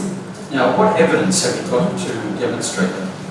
There already some practical happening throughout the concept of the volunteerism and the theories of the volunteerism that I took. And yeah, they already run about it, but they haven't called it as a volunteerism practice. And they got lack of young social geniuses who want to run on head about it. So, more or less. Okay. So you've mentioned a number of points. You've said the evidence that I've got is that a number of people have written about it, but no one has done it. Yeah, in another way, in the area of research that I did now, that I've been researching now, they're already running some volunteerism activity practically, but they haven't sorted out or called it out as volunteerism. Okay, all right, so you've now got two things that you need to provide evidence for. The first one is that there are projects that are being run which are essentially volunteerism projects. What evidence have you got to show that? I do some observation and interviews with the live reports about the interviews, also some presentation in pictures and videos. Yeah, but what I mean is, so you're saying, here is what volunteerism is. It has 5 characteristics, right? Now, I did some observations, and on number 1, I noticed this, okay? So you would then give a quote for that, right? Number 2, so you would be saying, so the logic is, I need to demonstrate that people are actually doing volunteerism. In my literature review, I defined volunteerism using these 5 concepts, and in my findings, I'm just showing a piece of evidence that demonstrates that that is found. So is it a quote? So you give a quote. that's been written on my dissertation. So I'm using indicators as been taken by the literature review, but how to choose which is which that suitable to put in the journal. Well, you just find the best. So what's an indicator? For example, in volunteerism, there's a connection between services and action. Okay. So you need to find some evidence that shows a connection between service and actions. What evidence have you got? There's some organization that already taking providing the service in tourism and also adding the activities in making the beneficial to the local environment. Okay. So your evidence for this comes from the fact that there was a package and you would describe that package. And you would have to be sure that in that package they don't talk about volunteerism. Okay? So you'd be saying two things. So I have demonstrated that this package demonstrates that there is a connection and also that they're not calling it volunteerism. Right? What's the next one? Then you've got the next indicator. And you don't need to, because in qualitative research you can't prove what you found, but you have to give evidence that indicates that it's correct. So as long as you've got some evidence and it's fairly clear, then that's all you need. Right? So you might have a table and you say, here are my indicators. For each of the indicators, just give a brief description of your evidence. So for indicator number one, it would be that there's a package, and then in the discussion, you'd be just talking about that. Right? Now, if the second indicator comes, your evidence comes from a quotation, then you'd be using that as evidence. So in your table, you'd be saying indicator 2, quote by Mr. someone, and then you talk about the quote and indicate what he said and why it means what the indicator indicates. You just need to do one, maybe two. Right? And then you can show, what you've done is you've shown evidence that these people are talking about volunteerism, and there is no evidence that they talk about volunteerism. They're just meeting the indicators of it without mentioning them. Right? That's your first thing you had to prove. The next thing you had to prove was there something else? I mean, It's on the same package. okay, so you just think logically, for me to prove that this is true, I need to prove A, B, and C. A, you give evidence, B, you give evidence, C, you give evidence, you discuss it, and then you've proven it. Then you talk in your discussion about what it means. What does it mean that you found volunteerism but there's no name? So what? What's the significance of that? The lack of supportive training about the thought of the volunteerism at this moment. It's still a new thought or a new terms that they know about. There's a thing called volunteerism that they can do. Well, okay, so that to me is more about how people in tourism are getting learning. Right? You know, so how is that relevant to volunteerism? Why is it important for people who are studying volunteerism to know that some people are doing it without recognizing it? Why is that important? Because it's being a new trend globally to even preaching between sustainable and tourism. So by knowing that they can make an interesting packaging or interesting design. Yeah, well, I know, but that's a practical implication. Has anyone when they've been writing about volunteerism, right, any of the existing authors who are writing about volunteerism said, well, of course everyone knows what it is. Do you understand? So if some author had said, of course everyone knows about it, and then you can prove that they don't, then it means that that previous author is wrong. Okay? And you can't assume that people know about volunteerism.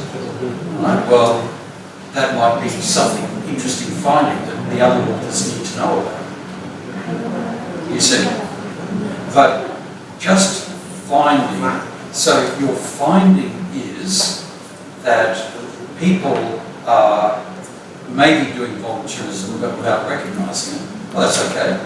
But you haven't told me the significance of that. So what? What do other academics need to know about that? Why is it important? It's a finding, but what's its theoretical or practical significance? If I was an academic researcher studying volunteerism, why would that be important to me to learn further?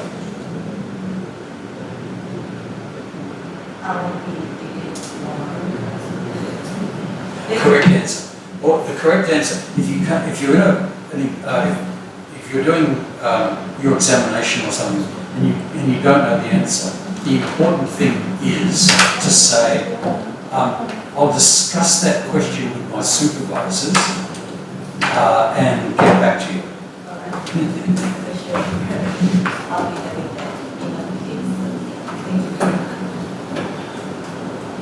Any other questions? Please. Sir, I'm a first year PhD student. I'm sorry. I'm terribly sorry, but it'll be okay. But my background is not in academic, Professor. I work for the Central Bureau of Statistics. So it's a bit hard for me. For example, like you said before, that to generate a research question, you have to be based on literature, right? Also, but what I've done is we search problem based on current issue. And then, based on that issue, we found the literature review, and oh my God, there's so many paper on that. So it can be my research topic. Yeah, that's what I done. And now I'm a bit stuck in the literature review because there's so many, but some of them use theory and some are not. For example, they only use, like empirical study that before they do, but not clearly mention what theory they use to address the question. So now I'm a bit stuck. What should I read first? What should I write first to do this literature review for my thesis proposal? So, do you have any advice? Where should I start? Thank you. So, first of all, I want to say the confusion that you are feeling is natural. You are not unusual. Everyone feels that confusion at some stage during their PhD. So, well done. Okay? In fact, I always say confusion is the first step to enlightenment. Right? So, good. Well done. Now, and it's good you've told me about your background. So, strong in statistics. Good. And you've then said, well, I've been reading the papers, and many of them are just empirical studies without theory. That's a great observation. Right? And I would hope that most people who are doing their PhD would make that type of observation. Right? So, good, thank you. The next one is, so if we want to go further, What's your topic?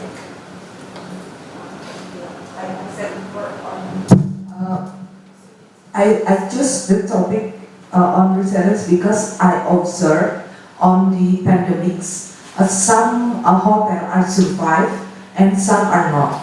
Yeah, that's my curiosity. Why? That's and found. Oh, there's some literature on that. So, your problem now is to connect that topic, that phenomena of the real world that businesses fail, to the areas where it has been studied before in the literature. So you will find that many academics have studied that phenomenon before, okay? And so, what would I do? So is the research question you might generally be thinking about is why businesses fail or why businesses are able to overcome problems? Which one? Overcome problem. Okay. So, and are you interested in big businesses or small businesses? Since I work in a statistical bureau, we have, some survey which contains both a big hotel, star hotel, and then small hotel. So I think that's could be, a good data to analyze. Excellent. And do you have unit record data? Do you have unit record data? Yeah. Oh, wonderful. Oh, so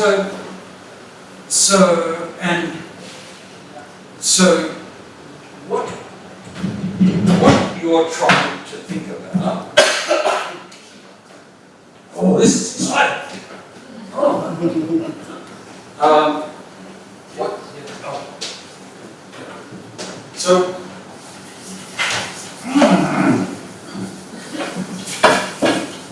Okay, so here's your, let's call it your focal concept.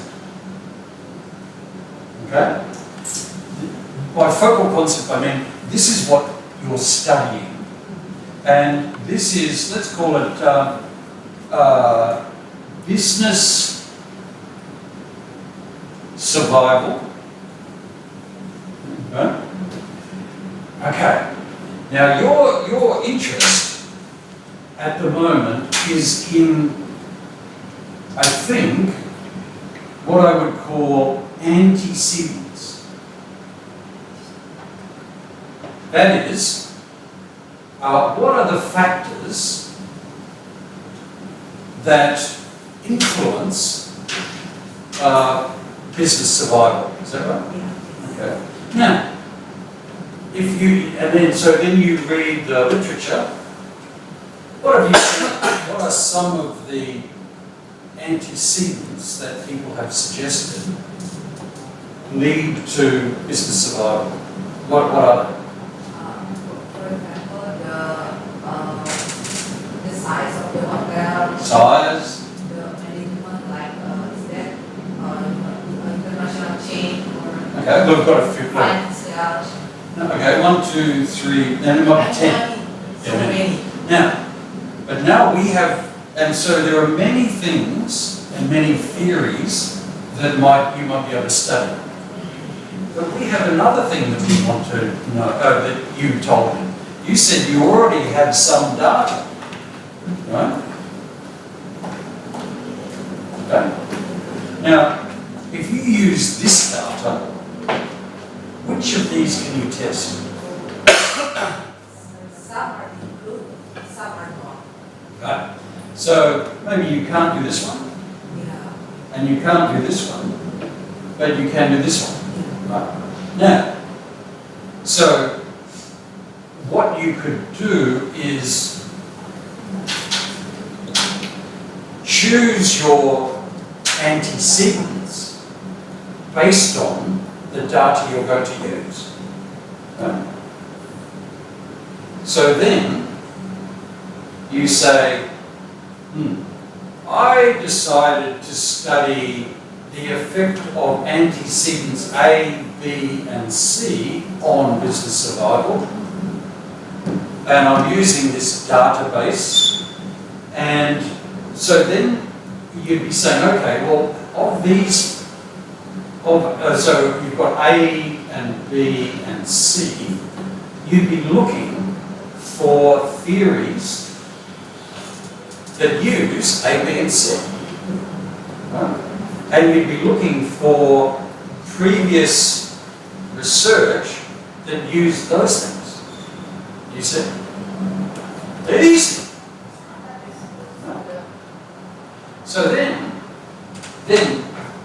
when you go to write your thesis, you don't say, oh, I choose those because I have the data. You say, I'm very interested in the effect of size on business survival. Right? And then you write it, and then you say, oh, and I was lucky enough to be able to collect this beautiful set of data which allowed me to study that. Right? They don't need to know that you chose that because of that. You say the other way around. Okay? And then your contribution is that you have the best database to examine the effect of size on business survival, and you're a statistician, so you can use survival statistical tests and all sorts of things to check it out, and it'll be a wonderful study. Easy. You're already done. No. But, so now you need to look at the data that you've got and go back to the literature to find out who's written about that. Okay? Oh, good. Done. 10%. Okay. Because I gave you an idea that saved you a lot of time, that is probably worth, what, I don't know, a couple of hundred, $1 million rupiah? That million. Any other questions?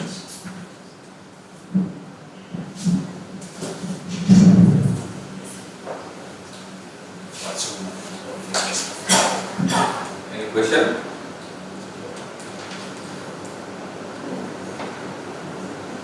Ask question. Worth a lot of money.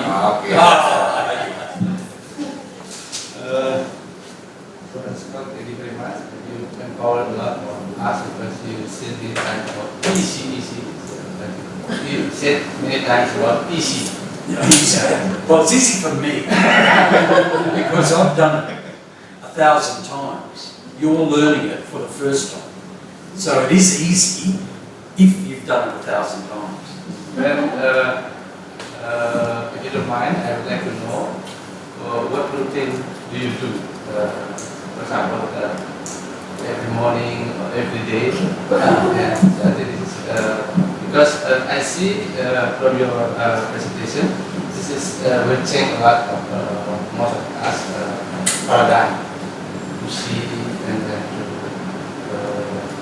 do data review and give better results. So you can share your routine and your Yeah, okay. Well, that's an interesting question because it's relevant to writing. Okay, so I think the first thing, if you want to write academic papers or do good academic research, is you need a place where you always work. Right? You have to have a home for your research. It has to be quiet, with a desk in a comfortable place that you can work at. Right? And so when I was doing my PhD, I would go to the library and I would go I just treated it like a job. My job was to go to the library and I was usually the first person there, 8:30. I would find a desk, I would sit down, I would have morning tea, I would have lunch, I'd be fat. But I would just sit there and I would do that all day. And I did it for, when I was writing my PhD, I did that for 3 months, and I was able to write my PhD. So, but when I'm at home, I do the same thing. I have my desk, and I sit down, because most people think you have to have a good idea before you start writing. That's not correct. You have to sit down and start writing, and you will get a good idea. Okay? So a lot of it is just discipline and sitting down and starting to write. And it was interesting, you know, often I would not like, I didn't think, oh, I don't want to write today. Right? I know I had to, because that's just what, so I sit down and I start writing, and all of a sudden, 2 hours is gone. Because I became interested in the work, you know? So that's what I mean by, you just, so writing a paper is hard, but many people have done it. So you can do it. You just have to have the discipline and sit down at your desk and do that a lot. And you'll write back. But don't sit down when you feel like it. Sit down and then you will feel like it. It's hard, isn't it? So that's one of the lessons. The other thing is I just became, I tried to become organised in terms of my referencing software, and I tried to become organised in terms of keeping all my papers organised and writing drafts, and always make 2 backups of your thesis, right? And keep them in different papers, because inevitably for every PhD student I have supervised, at some time they have lost their thesis. Right? So have you got a backup of your thesis? Do you? Have you got one? You've got a backup. And have a backup of the backup. And have it online or on Dropbox or something, and have one in your desk drawer at home. Because there's nothing so depressing as having done a lot of work on a paper or on a thesis and it disappears. So those are 2 things that I do.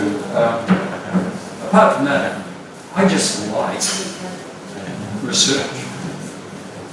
I don't know why. For many people, research is horrible. They want to do other things. For me, I was born abnormal. It's strange. No, it's a strange thing to like solving problems. So you just got to be that type of person. And if you do, you're that the person who wants to solve problems and finds learning interesting, you're in the right place. But if you don't, find another thing to do. So being an academic is a strange thing. You've got to like doing things which most people hate. Sitting down, learning new things, finding problems.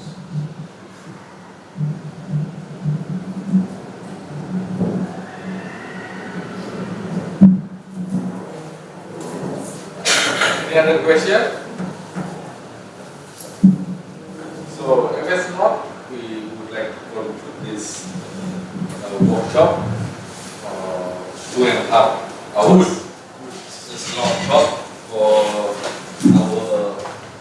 our tutor and research person, Professor Noel Scott. Give a big applause to him. So we have been successful, what we call, doing knowledge elicitation from his experiences.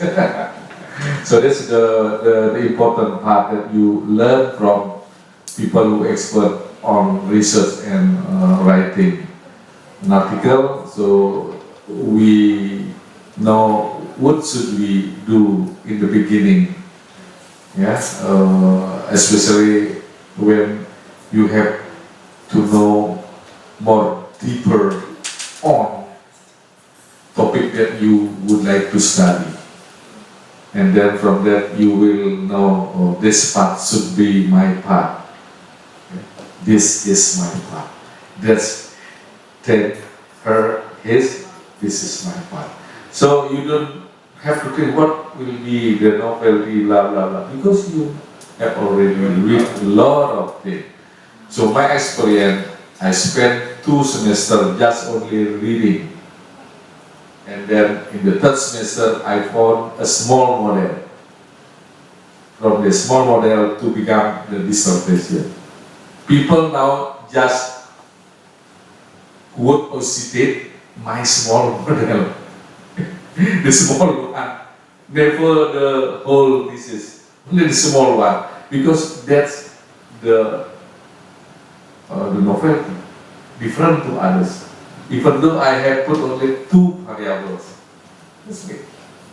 Ya, jadi perlunya pelajari, baca semua, ya, sehingga kita tahu, oh inilah punya saya tambahkan sesuatu di sini, dikembangkan jadilah dia. Sekarang kalau dikutip yang muncul paper itu terus.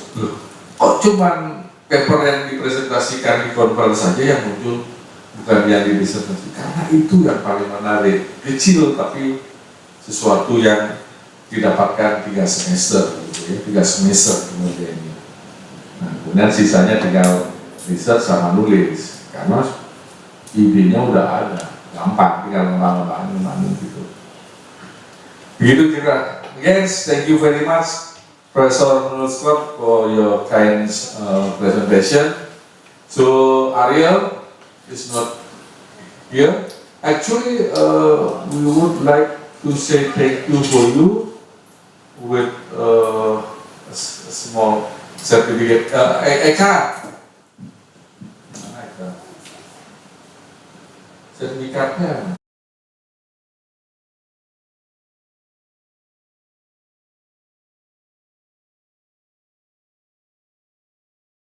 Profesor yang hadir, ini adalah appreciation.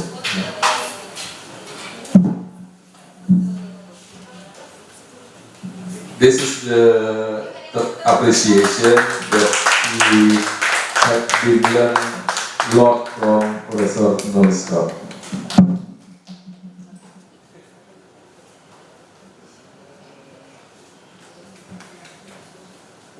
Demikian acara ini kita akhiri. Saya duduk dengan Bapak Santi Om, Santi Om. Terima kasih atas kehadirannya. Silakan diminum, dimakan kalau masih ada sisanya. Ya, kalau mau berdoa boleh ke depan ya. Dari Udayana TV, terima kasih banyak atas atensinya dan ikut sharing lewat Udayana TV. Semoga teman-teman yang di rumah juga bisa nonton YouTube streamingnya. Terima kasih.